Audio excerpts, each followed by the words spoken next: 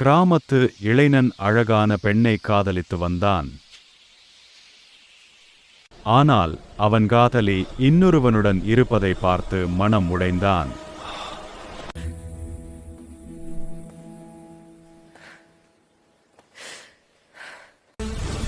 துக்கம் தாங்காமல் ஒருநாள் ஆற்றில் விழுந்து தற்கொலை செய்து கொண்டான்.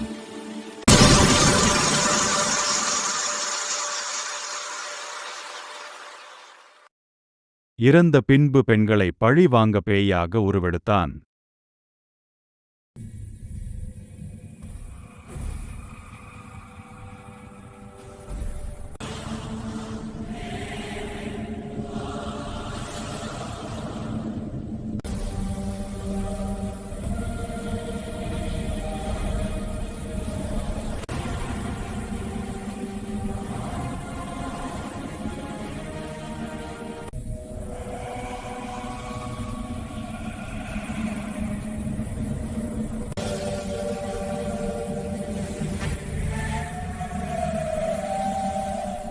அந்த கிராமத்துக்கு சென்று ஆண்களை விரட்டி அடித்தான்.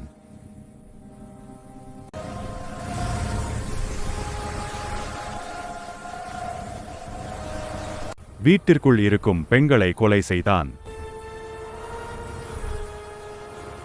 இதை கிராம மக்கள் தேவாலயத்துக்கு சென்று சாமியாரிடம் கூறினர்.